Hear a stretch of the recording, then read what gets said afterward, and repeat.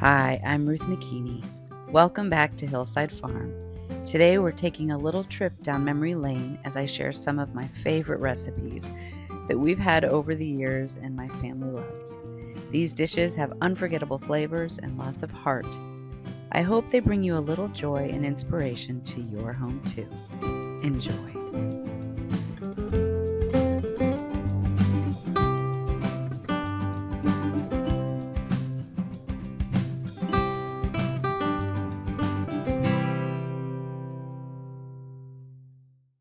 Welcome to Hillside Farm. My name is Ruth McKeaney, and we have a new series. It's the late winter, early spring, which is really kind of fun.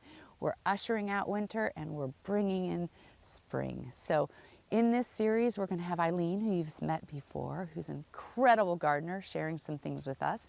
And then I'll have some other friends here making some fantastic recipes. And finally, we're going to have conversations about what it means to host, looking forward into our upcoming year. I hope you join us. Welcome to Hillside Farm. My name is Ruth McKeaney, and it's so much fun to have you here. We're in the middle of doing the close of winter. This is the series of kind of the closing of winter, and you can see spring out in the distant future, but it's not very far away. So we're doing lots of fun things in this series, one of which is one of my family's very favorite soups. It's a sausage and kale soup. And before you say, oh, no, there's kale, my husband and my son won't touch kale. They will not have a salad that has a kale. They will not, they hate kale that much. This soup, I'll give you a little backstory. When we were on our Christmas vacation out in Driggs, I divided everyone in the house up with a partner, and each night a different partnership made dinner.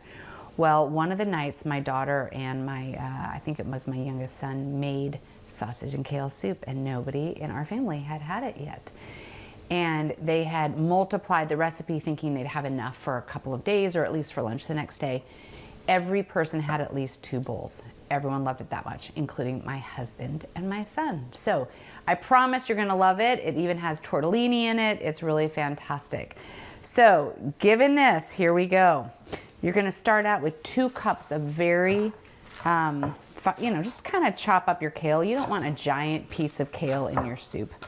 Now, what I have already going is, back here, what I've done is I've taken a pound of sweet Italian sausage. You can do Italian sausage, the mild or the sweet, or you can do hot, depending on what you prefer. Take each one out and take the casing off. It's not that hard. Take a knife and go along the casing of it and then just flip it inside out. Go ahead and brown it, which is what I've done over here, and chop it up so it's kind of ground, like a ground beef. And add to this, we're gonna add to this a small onion that's been diced. Here we go. I diced a little bit extra, but I'm gonna add that. We're gonna cook this, you want your onions translucent. Oh my gosh, this soup is so good. So if we have any end of season, snow squalls, I promise you're gonna love this. All right, so while this cooks up, I'm gonna finish dicing the kale. Hopefully that gets it all. Again, you can also use spinach if you don't wanna use the kale, but kale's really healthy for you, and it does cook down. You don't even notice the difference. But again, use spinach if you prefer that. All right, and it's not a broth soup, it's a cream soup. So here we go. Here we've got our 3 cheese tortellini, that'll be ready to go.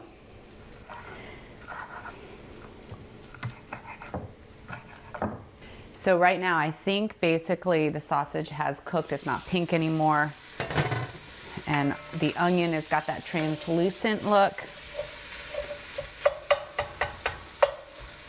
Oh, this is such good soup. And here's what I would recommend that you even do, because if you want to freeze some of it, don't initially put the tortellini in it. You freeze the soup mixture with the sausage and the kale, and then make this separately, because this over time continues to absorb all the broth, and you have to keep adding broth just to make it, you know, soup again. All right, here we go. I'm gonna add to this 3 cloves of garlic that had been minced. I'm gonna put that in there. Just kind of stir that. You don't want to burn your garlic. And you're going to add 3 tablespoons of flour. And what this flour is going to do, it's a thickener. 3 tablespoons. And just incorporate this so it kind of gets rid of that starchy taste. If it's really greasy in there when you've cooked the sausage, you drain it. Mine had very little, so it wasn't a big deal. All right, now we're gonna go ahead and add a teaspoon of dried basil, a half a teaspoon of oregano, which is right here. I'm gonna kind of eye it.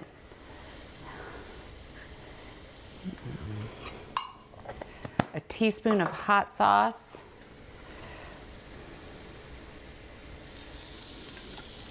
a pinch of cayenne. You don't even need to use cayenne if you don't want to.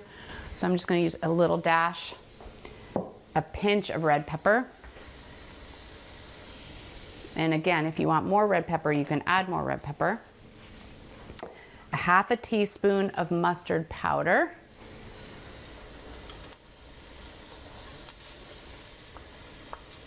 Mix this up, and here's where we're going to add 5 cups of, no, before we do that, we're going to add a cup of heavy whipping cream.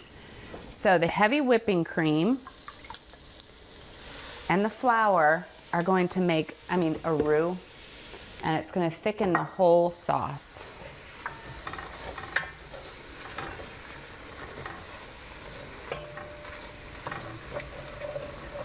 Now we're going to have 5 cups of chicken broth, and in each one of these is 4 cups. So we're going to add, 1 whole container of chicken broth and another cup. Again, if it's too thick, you can add more broth.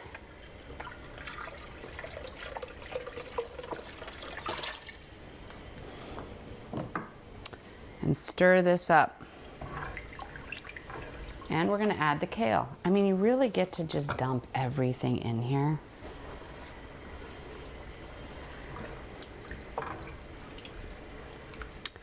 And you're going to leave this to simmer for, 30 minutes. It'll be ready to, oh, the main ingredient.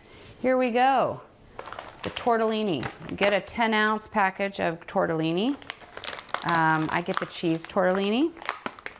And pour that in there. If your kids see noodles, you win every time. I might end up adding a little bit more chicken broth because I think I added a little too much flour.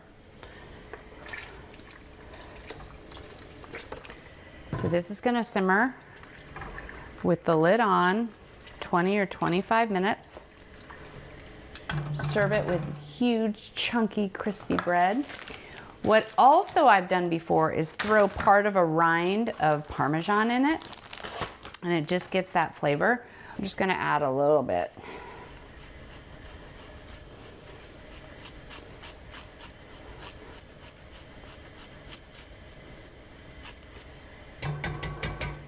This is a no-fail soup for your house, and you are going to absolutely love it.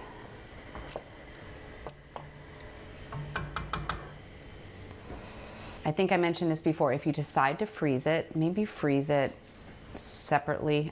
I guess it doesn't matter because it stops incorporating the juices once it's frozen anyway. But if you're going to eat this over a couple of days, you might want to serve your noodles separate, like throw the noodles in the bowl and then put the soup on top of that, because overnight those noodles are going to absorb all of the liquid and you're going to need to add more broth. But again, it doesn't matter if you're eating it all in one sitting. It doesn't matter anyway. You're going to love it. So it's almost done. Just another couple of minutes. Okay, this soup is done. It takes no time. It will please everybody in your house. Finish it off with a little grate of more Parmesan cheese. Again, crusty bread, maybe a salad, and people will be very happy. Thank you so much for joining us today, and I hope you have a great Ruth McKeaney, and we are doing the fall series on all things fall, whether that's outside or inside cooking or time with friends. So today we're going to do one of my very favorite fall things, and fall is my favorite time of year, but I love soups. I can eat any. I think there's only a couple of soups that I don't like, but I love soups. And in my cookbook, Hungry for Home, on page 376 is the soup we're going to do today. I mean, I've got a bunch of them in here, from potato soups to wild rice chicken soup, chicken and barley soup. So, but today we're doing butternut squash. So here's what you're going to need to have on hand to do this soup. We've got butternut squash. You can buy it already cubed. You can, bless your heart, if you want to go ahead and take a whole butternut squash and do it that way in the oven, you can do it. I went ahead and bought it pre-cubed, cleaned, and all of that kind of stuff.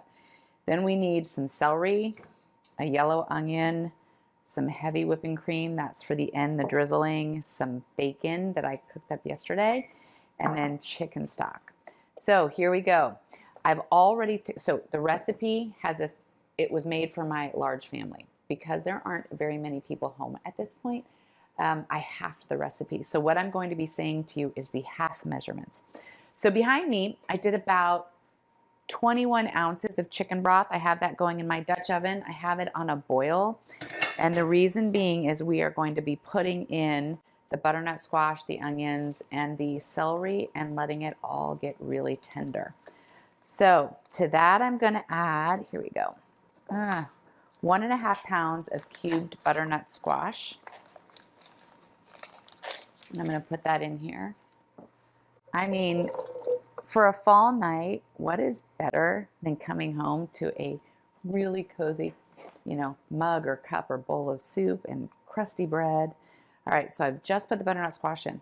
Now, here we go. I am going to take, let's see here, half an onion. The regular recipe calls for a full onion, but right now I'm going to use half. I'm going to slice that up. I'm telling you, I love this knife that Heather got me for my birthday. It's from Cutco. I think my brother sold Cutco 25 years ago. And then her son sold, but she got me this knife, and I'm loving it. So go ahead and dice up your onion pretty finely, although it's all going to go into an immersion blender, so it doesn't really matter that much. All right, here we go. I'm going to put all of this onion in. Put this back on high. All right, and I'm going to take 2 stalks of celery. And again, just give it a rough chop. It's so easy and so fast to make this soup. And I've seen this soup done in a lot of different ways. I've even seen some people add a little pumpkin to their butternut squash, and it has kind of a pumpkin flavor. This is the one that I love, though. All right. I'm going to get this really going. This is going to stay in the pot until all of the vegetables, including the squash, is really tender. So I will keep checking on it over the next 10 minutes, and we will see where we are at. And add a little bit more of this.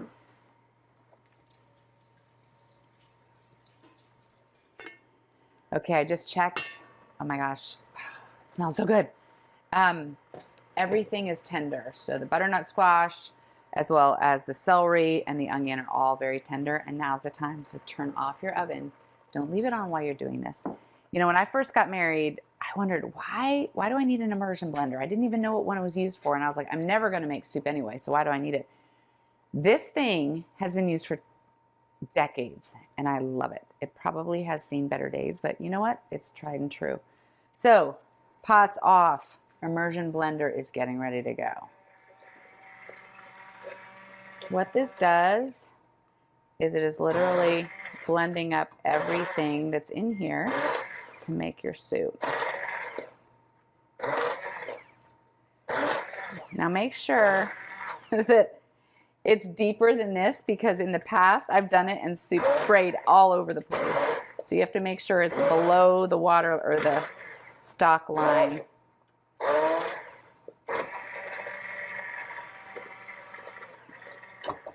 Okay, bringing my pot. Now what do I add to this is about a tablespoon of butter. This just makes it really rich. It is so good. And as this melts, let me see. Let me stir this. I'm telling you, this soup is so good. Make your favorite bread. Make a big crunchy sourdough bread. This is the perfect, like, read a book by the fire, lunch by yourself, or dinner with the family. All right, that butter is melting. And then I'm going to show you the special way I serve this. Let's see. Oh, here it is. Okay. So I take the soup. The butter has already melted. Oh my gosh, it is so good. I got this fun pottery in Park City. That's where a lot of my family lives. And we found this potter who makes his own pottery. So for different holidays, for my birthday, Bob would always buy me some mugs or plates or bowls once a year. And I gradually grew my collection. All right. There we go. Now I take heavy whipping cream, just a little bit, and I drizzle that on top. Makes a fun little decoration on top. And then I take some bacon that I made and crumbled up, and I put that in there. And there you have it. An awesome soup. Thank you for joining us. Please always check Tip Tuesday on Instagram, Hungry for Home. On Tuesdays, I do all sorts of tips in cooking and gardening and family child rearing, and those are on Tuesdays. So we'll see you next time. Thank you so much for joining us for this soup. Have a great day. Welcome to our end of winter, beginning of spring series. This is going to be so much fun. I have my very dear friend Nancy visiting. Well, she's not visiting. She lives at the end of my driveway. She's our neighbor and has been a very dear friend for years. And she's brought, I'm really excited because it's a new recipe that I haven't tried and my kids haven't tried, but she says will blow their socks off. It's got fennel, garlic, onion, shallot, olive, citrus. It's got everything you would want in a chicken dish. So Nancy, thank you for coming. And tell us thanks for having me. Yes, well, this is kind of a recipe that's a variation of a couple of different ones that I've done in the past. And what I love about this recipe is the fennel, the combination of kind of the pungent, kind of salty flavor of the olives. Right. And the fennel gives it that, I love anything with fennel. Yeah, once you cook it or roast it, it's got this nice, it's a little bit tart. Aromatic. It's just got this nice sweet flavor. And then you've got the citrus. And actually, when this chicken dish is done, you can eat the rinds. That's how soft, the whole thing. Wow. And you've got some fennel seeds in there, which are amazing. I put fennel seeds in a lot of my soups. And you've got a little bit of shallots and garlic, and then we'll put some herbs in there. Oh, and you've got some yes, peppers these are Calabrian chilies. Well, I like the Calabrian. I was about to say Calabrian. Yeah. Oh, yeah, I had to look it up.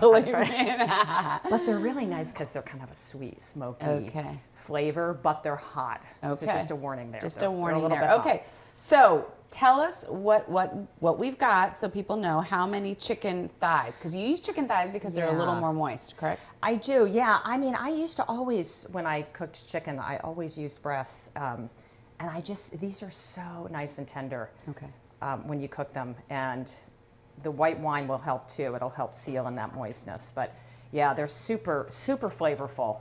But I prefer dark meat over the lighter meat. Isn't that funny? Because we had this conversation last night. I called you and I was like, is there a way to put a breast in there? And she's like, when you cook it yourself, you can put a breast in there. You can. So sure, you what can do we use do breast first? Thighs. So what I did already is I browned the chicken. Okay. So I browned on both sides, just a little bit of salt and pepper, browned on both sides, and just put aside. Everything at the end is going to go back in there. And now what I'm going to do is we're going to, we've cut a garlic bulb in half crosswise, and we're going to brown that ever so slightly. And then we're going to put in our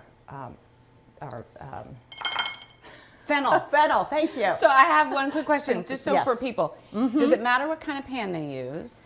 I prefer using a skillet that's going to brown things. Okay. I mean, I have a ceramic pan, and I feel like the regular skillet, like a crusade or any kind of, even just a traditional black skillet. Even, same. yeah. One of the Just cast as long iron. as it's deep enough, because we're going to add some liquid at the end. So you put a little olive oil and salt and Olive pepper oil, all the thighs. avocado oil, either one. Coconut oil even probably. Coconut oil, yeah. Okay, Although so you olive browned oil- these. We can set these to the side. Now you're going to do Right. the garlic. We're I'll gonna give do that the to garlic. We're going to brown that up a little bit. you. You literally just put it face first down Yeah, into we the put pan. it face down in the pan.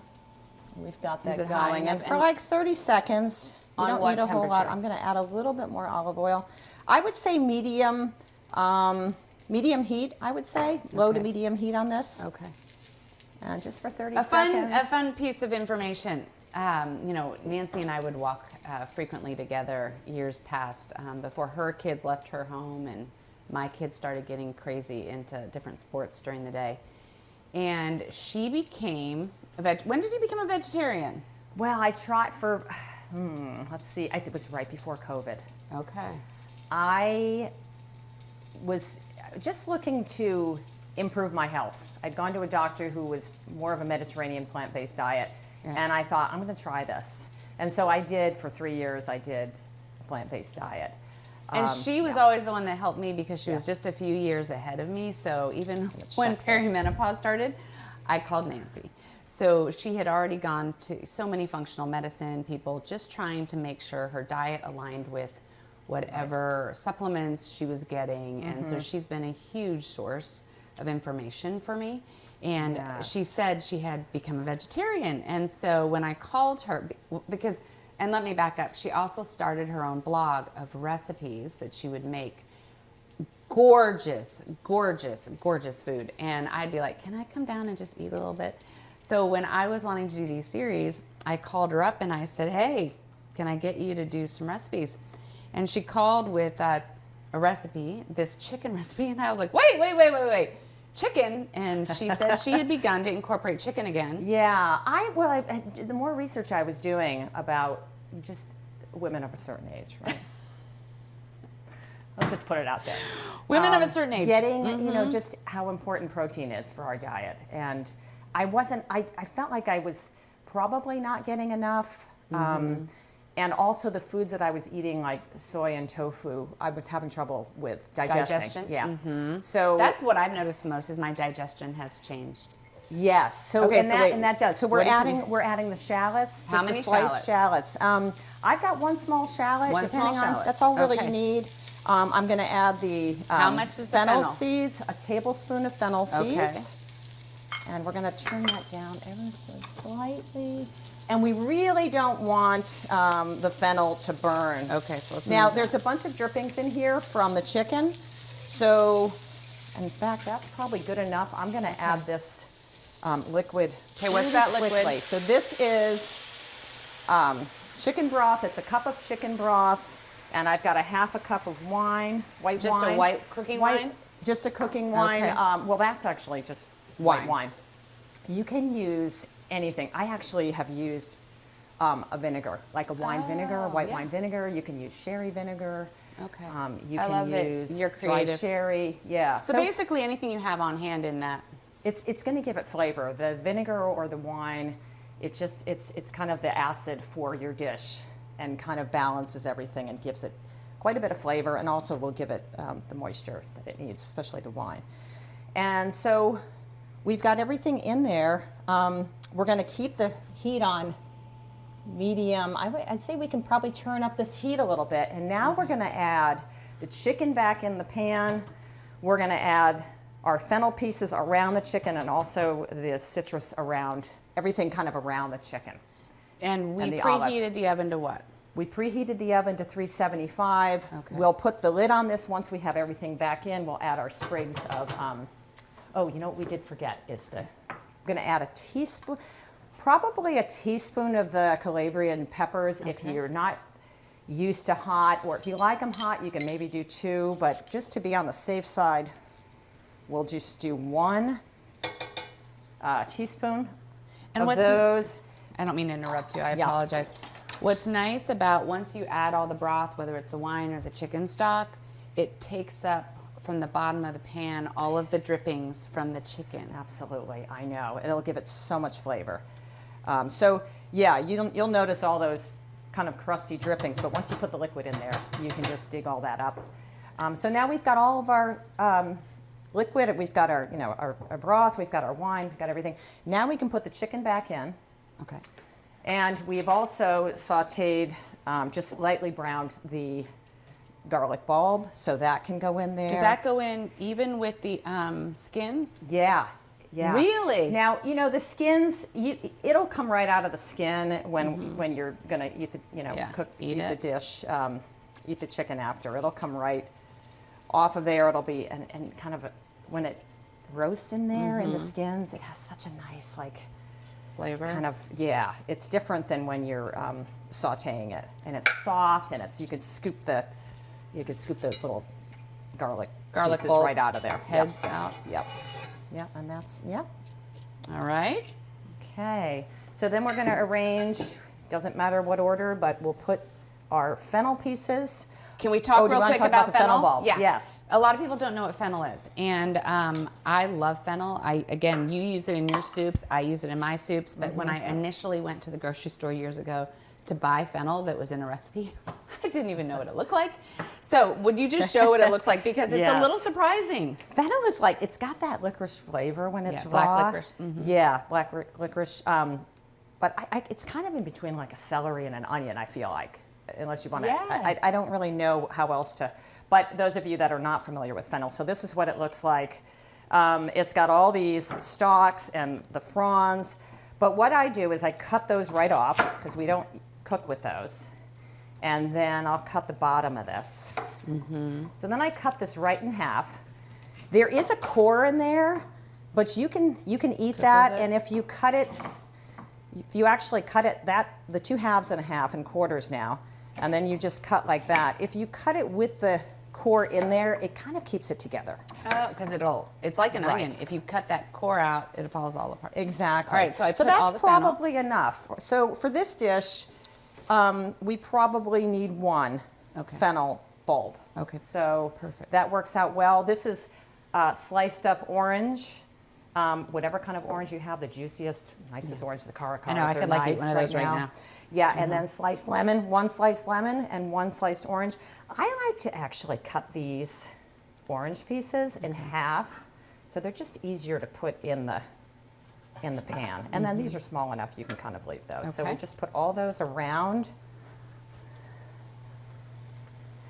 And sometimes, I know when I first made this recipe, I didn't have enough liquid, and I thought, okay, it could be a little bit more. So you could even add a little bit more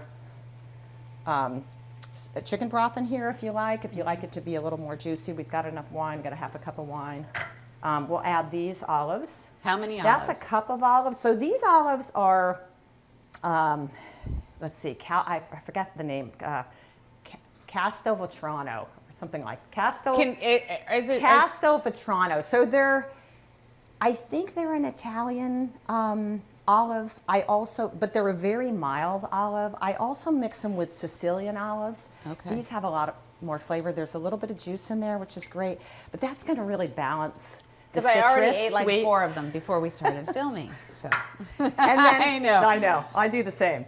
And then this is just a couple of sprigs of rosemary and thyme. They're just going to give it that extra flavor. So we can just put these, just submerge them into the liquid. So you don't even need to take it off the stalks? Nope. You can just Okay, put them can right I in the just say liquid. this might be, in all seriousness, one of the prettiest dishes. So It's even prettier when it's cooked. Okay. Yeah.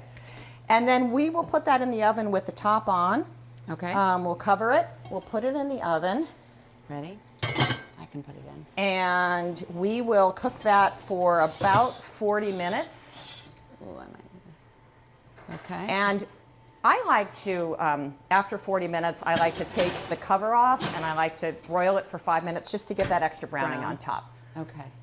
And there you have it. Okay. So now that, are you still doing your blog? I would love for you to share with people where your blog was, because I can't even tell you how beautiful her recipes are for healthy, Thank you. I mean healthy appetizers, healthy dinners, salads. Yeah. Well, when I first started the blog and I was doing a lot of, vegetarian slash vegan, I don't like to use the word. I prefer to use plant-based because it just sounds a little more friendly than vegan. Yeah. But I was doing a lot of plant-based, so I was trying to get creative and I was eating a lot more variety of vegetables. Okay. And I would roast vegetables and I would put them on the salads. Yeah. And the key for me was making a dressing that had the garlic, a little bit of garlic. The key is in the dressing if you're going to make a salad. It really is. You can have the most voluptuous, this just beautiful, loaded salad, and if you don't have it, if you don't have a flavored dressing, it's just blah. Yeah. And then vice versa, you could have a very simple salad, but just with the right dressing, the right flavor, and it's basically either lemon juice or red wine vinegar, garlic, and olive oil, and you can add a little bit of mustard, Dijon mustard to that. Yeah. Even honey. Just I've seen a honey, variety. maple syrup. If people want to find the things you've done, I know you haven't posted for a while. Yes, I'm trying to figure out where my blog is going at the moment. I understand Nancy's your Plants pain. and other things now. Yeah, that's right, because it's called Nancy's Plants or Nancy Plants. Nance Eats Plants. Nancy's. I remember when you were trying to come up with a name, and you sent me all these options, and I'm like, I don't know. Well, my daughter ultimately came up with it, and I loved it because it was very catchy. Because Nance Eats Plants. Yeah. And they just type that in. So it's NANCE EATS PLANTS. Now that could change. Is that a website or is it Instagram? No, it's just an Instagram site. Okay. I don't have the website. I never really got to that part. I felt like the cooking kind of took over. But there's still a lot of. I look back and sometimes I'm like, did I make all that? You can do a little cookbook. So definitely check that out because I'm telling you, her food is beautiful and it is so good. You wouldn't know. For those of us who eat meat, you wouldn't know that you're only eating plants. And so I love it because, becoming a woman around that age, it's even more, it's always important to eat a lot of greens, but I think too, it becomes even more important. Yeah. I think my digestive system has changed. I don't do a lot of dairy. I used to eat cheese like it was going out of style, and now I can't eat a lot of cheese. I have dabbled in cheese. For 3 years, I didn't eat any, and what I noticed was I stopped craving it. But now I've gotten back into for salads, a little feta or maybe a little blue cheese or some Parmesan or goat cheese. Ever so much because I don't eat dairy either because it doesn't agree with me. So there's where we're at. Well, we're going to see ladies. what this does in about 40 minutes, and thank you. Thank you. Okay, I think it's time to take out. We went ahead and already browned it. We put it on broil for just about 5 minutes. Yeah. Just to brown. 3 to 5 minutes, depending on how high your pan is. So keep your eye on it. Keep your eye on it. All right, let me pull it out. I know your back is hurt, so let me pull it out.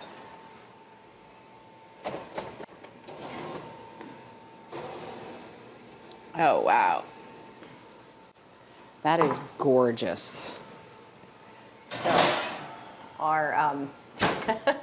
that is beautiful. Yeah. Do you serve how do you serve it? Do you serve it with rice? Do you serve it alone? I will usually make rice with this. I think chicken goes so well with rice. You could put this over a pasta, but you could do a saffron rice or just you could do a brown rice, an herbed rice, a wild rice. Really, it goes with anything.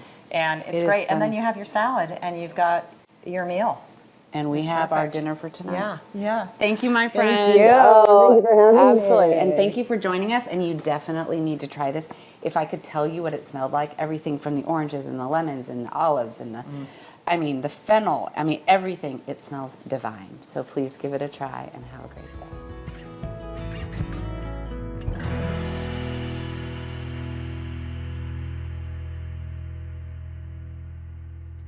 Welcome to Hillside Farm. My name is Ruth McKeaney. I'm so excited to have you here. This past summer we did something called the Summer Series where we did all things summer in the kitchen and out in the gardens. And we got such a great response we thought we would do a fall series. So please join us because coming up we'll be doing soups and all sorts of baking that you do in the kitchen in the fall. as well as have some really sweet, thoughtful conversations with some dear friends. Please join us. My name is Ruth McKeaney, and today in our fall series, we are going to be making apple crisp, which is one of my very favorite desserts. And I'm excited because Audrey's home for fall break from college and her roommate Francesca. So they are here doing what I don't like to do, and that is peel 5 pounds of apples. So as they peel, I'm going to go get my friend Heather, who's actually going to help me make the crisp. We'll see you in a second. So today we're doing apple crisp, and one of the reasons I make a lot of apple recipes because years ago my cousin gifted us 8 Honeycrisp apple trees. So every fall we usually have a bounty. I mean, we can't eat enough apples, so we kind of do every single thing apple that we can in the fall. So today we're going to do the apple crisp, which I think your family loves. We love it. Yeah, it's my son Ryder's favorite fall treat, and it's his birthday coming up, and so I always usually make one of these for his birthday. All right, well, I had Audrey and her roommate peel these. Did you know that peelers are for right-handed people? I did a video making an apple pie, and apparently I was taking so long in peeling the apples that I was getting teased a lot by people on the thing saying, how long does it take you to peel an apple? And then one woman very generously and kindly said, are you left-handed? You're using the wrong paring. Paring knife? No, peeler. The peeler. Oh, I never knew they came I left didn't or know right. either. So that is my excuse for being a horrible peeler. So Audrey did that for me this morning. Would you go ahead? Sure. We are going to cube these into about 1 inches. I have preheated the oven at 350 degrees. And I have buttered the pan, so everything there is ready. And while she does this, I'm going to make the topping that goes on the apple crisp. So we've got 3 softened sticks of butter. I'm going to put that all in here. All right.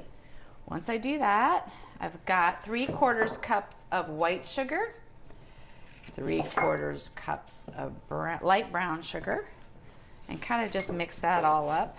You want cubes like this? Yes, and those are perfect. Okay. And mind you, for my birthday recently, Heather knew I don't have the greatest knives in the world. So what did you get? I bought this. I call that a... It's a Petite Santuco from Cutco. And I have one. My son actually was one of those Cutco salesmen. Okay, my brother was like 25 years ago. And for our wedding, people gave us Cutco knives, and we still use them. They're fabulous, and you can send them back in. And they'll sharpen them for free. It's great. Really? Yeah. Oh, so she bought that for my birthday because she thought I needed a little help. Well, I like that it's a little bit smaller than a chef's knife. Yeah. I use mine almost every day. All right, so to this mixture, I'm going to add, let's see, I have a 1/2 teaspoon, I think it is. Yes, 1/2 teaspoon of kosher salt. Keep mixing that up. The topping I love because it's kind of a mixture of like a shortbread as well as oatmeal. All right, to this, we're going to add 2.5 cups of flour. Mix this up. Oh! Just a little extra. That's just a little extra. You know, that's what the table's for. And then to this, we are going to add 1 cup of rolled old-fashioned oats. Now, would you do me a favor? I have too many rings on, and I didn't take them off. And my hands are a little swollen, so they're not going to come off. Okay. Would you, like, crumble them up with your hands? Sure. And I'll swap you jobs. All right. So you want me just to crush them? Yeah, just kind of like mix the whole thing. Thank you so much. Yep. What are your favorite things to make with apples? Well, apple crisp for sure. I mean, it's applesauce. Like, you know, we usually do applesauce like around Christmas time. And you wait till Christmas. Well, my mom always did a special applesauce that she would do to go along with a meal that she always makes for Christmas Eve. And she does a savory, it's a venison pie, actually. And she makes applesauce that goes alongside of it. It's actually delicious. Now, wait, were you cutting the core? Well, yeah, you take the core out. They're all right to the left. Look, I took all the cores out. Oh, thank you. Yeah. I'm like, where are the cores? Yeah. Okay. So we do apple pie, apple bread, apple cake, applesauce, and then this, the apple crisp. Well, but I think and I apple put- crisp is one of my favorites. But I put cut apples on a cheese board all Yeah, the all the time time. in the fall. Yeah. Everybody loves that. Yeah. And I think my son takes an apple every single day to school. Yeah. What are your favorite apples? And for this, we are using Granny Smith. Yeah, Granny Smith because are the best. Granny Smith for don't this. bake down to mush. Yeah.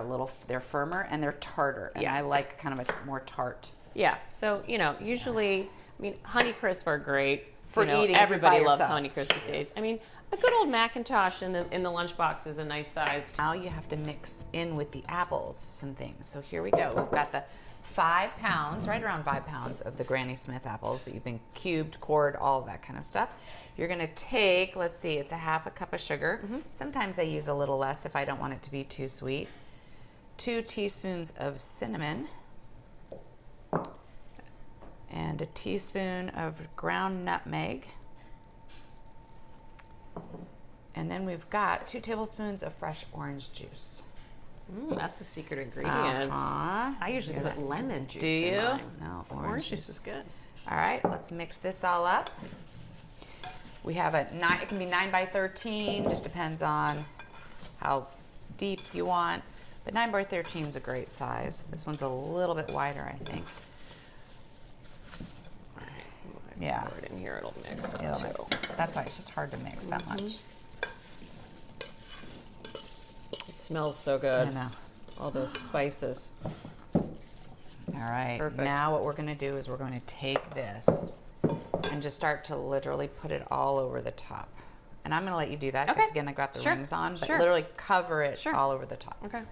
So as soon as it's done, I might sneak a bowl with ice cream on it, but then I'm gonna bring the rest over for an early birthday for Ryder. He'll love it. Thank you. You're welcome. Thank you. I love you too. All right, we'll talk this afternoon. Awesome. Thank Okay. you. Have Bye. a good afternoon.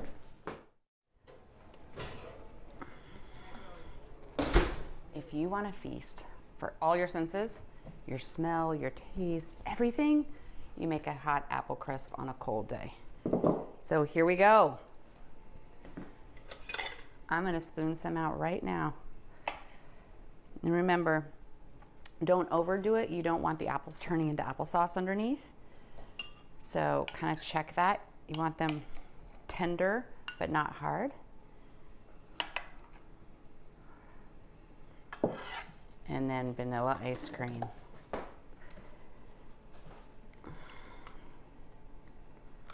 Oh my gosh.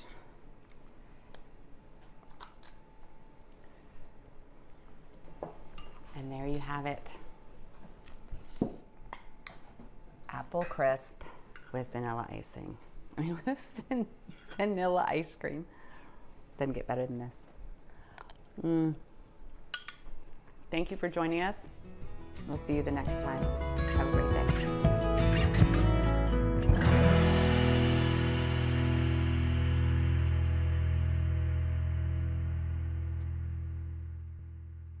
Welcome to Hillside Farm. My name is Ruth McKeaney, and we are back to the end of winter, early spring series that we are doing. Basically getting your gardens ready, you know, those last minute warm soups, or today, cookies. So it's just a fun series because it's that in-between time where you need a little pick-me-up and kind of vision for what's coming. So today I'm going to do Ruth's Barely Baked Chocolate Chip Cookies. They are in my book called Hungry for Home. And I get asked more questions about these cookies because everybody tries to replicate them and people are like, they're not as good as yours. I promise you, they're as good as mine. You might just not be doing it absolutely correctly. So here we go. I'm gonna start this out with, we started the oven, 375 on convection. Why am I doing it that way? Convection, it'll cook the outside quickly. And that's one of the secrets to these cookies is the interior of them stay kind of doughy. So when I say Ruth's Barely Baked, they really are Ruth's Barely Baked, but they look done from the outside. So we do that, and then I take 4 sticks of butter. I melt them mostly down, not completely, but because we aren't going to use a hand mixer or a standing mixer, all right, I'm gonna go get the butter and I'll bring it right back. Okay, here we are with 4 sticks of butter. And as you can see, it's not totally melted, although it doesn't hurt anything if you do, because I end up putting them in the fridge before I put them in the oven anyway. But put this into your big bowl, just like this. And I'm not even a perfectionist when it comes to baking. I know they say that baking you have to measure perfectly. I mean, my kids are like, these ones taste a little different. But all right, here we go, 4 sticks. Then we're gonna take, let's do our sugar first. We're gonna take a cup of white sugar and mix that in with this. I don't put my egg right into this because it's warm and you don't want your egg to turn into scrambled eggs. So I'm gonna go ahead and mix this. And into this, I'm going to add 2.5 cups of light brown sugar. I've already measured that, so I'm just gonna dump that in there. I can't tell you, I think long before I wrote the book, I was known for these cookies all over the place. My dear friend Lisa, maybe 30 years ago, gave me her recipe, which was very similar, and over the years I've just kind of tweaked it, added a little of this, a little less of that. All right, get this all mixed up. You don't want there to be any clumps. Now, you do not want to use a hand mixer. Here's why. A hand mixer whips up that butter, and that makes them a little more cakey. This has to be done by hand. You just want it all incorporated. Now I'm going to do 1.5 teaspoons of vanilla. I keep my vanilla in one of these things. It looks about right. 1.5 teaspoons. Mix that. Now I'm going to do 3 eggs, and yes, 3 eggs from our chickens, so they're all different colors. Here's a fun fact. Fresh eggs out of the chicken coop, I think they can sit on your counter. I think it's like 10 to 14 days. It's like crazy. You don't have to refrigerate them initially. All right, mix this up.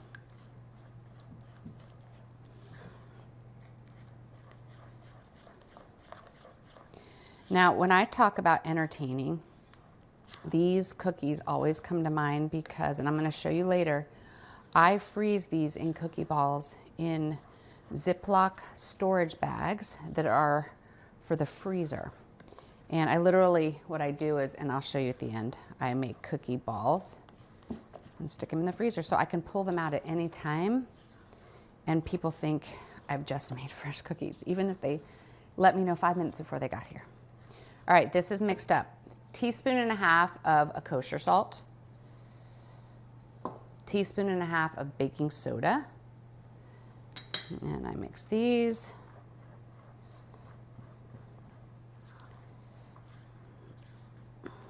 And then 5 cups of flour. So here we go, the cup measure.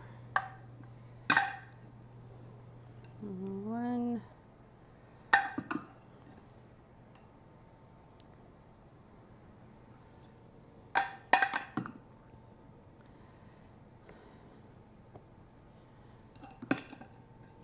I've even tried using bread flour, and it was delicious with bread flour. It's just a little bit less starchy. All right. Mix this up. I'm going to use a big spoon for this. Well, and then I add the chocolate chips, and I keep my chocolate chips in this jar. I prefer, if I'm not at Costco getting a giant bag, I prefer Ghirardelli chocolate chips. They just melt differently. I don't even know another way to explain it, but if I have the time, I do pick up Ghirardelli chocolate chips, which is in pretty much any store in the bakery section. They've even got mini chips and like jumbo chips, so you can kind of swap it out when you want to. All right, I'm gonna use a spoon. This base of cookie dough, I use at Halloween. I think I've mentioned where I let the kids crush up their own candy bars, and then they mix them in with the dough and they make their own candy bars. So it's kind of a versatile base for cookies. All right, here we go. And that oven's getting warm. It's getting warm in this kitchen.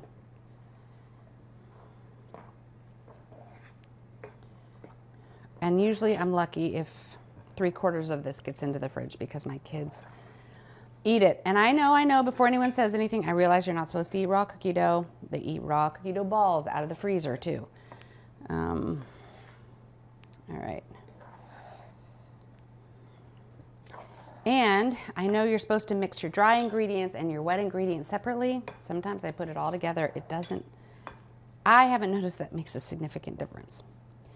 All right. Now, we're going to do the chocolate chips.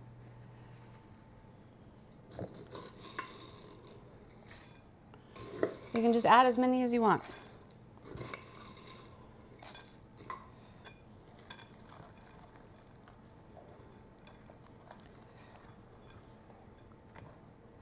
All right. Here's what I'm going to do. I have these boards. Years ago, my husband and I found a gentleman who made these really thin wooden boards because we wanted to serve the kids pizzas on it and things like that. We just thought it would be a fun way to serve lunch in the barn. But they work well for what I'm about to do. So I take this scooper.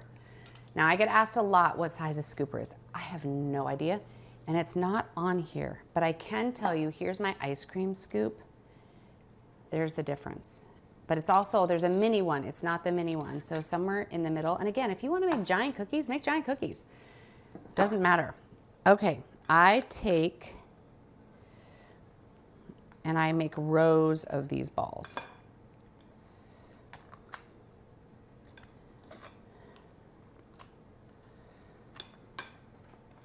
And I fill up this entire board.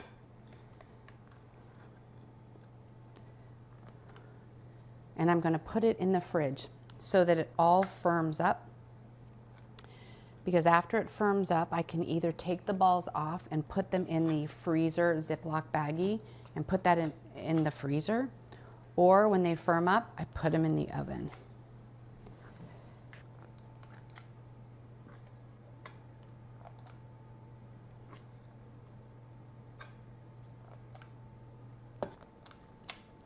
So I'm going to take this board just like this, and I'm going to put it in the refrigerator, I don't know, 15 minutes. Let them harden, and then either some are going to be frozen, some are going into the oven, so I can show you exactly how to do them in the oven.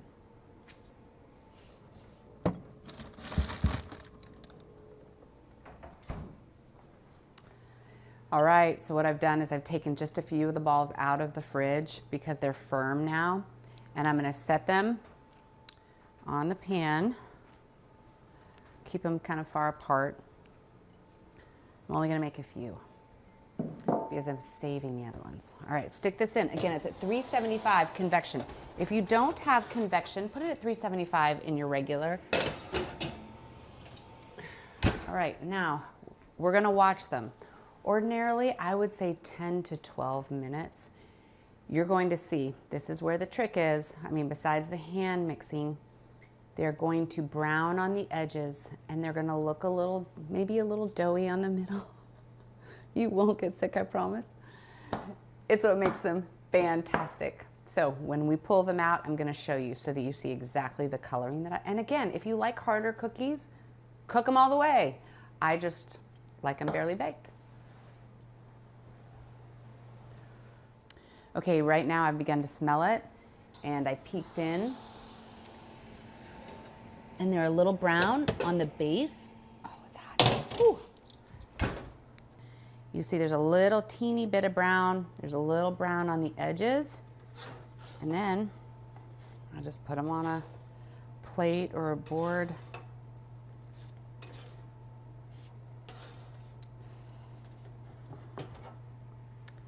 And I am telling you, I mean, they're hot, but they are so good. Ruth's Barely Baked. You have to give it a shot. It's in the cookbook. Thank you for joining us, and have a great day.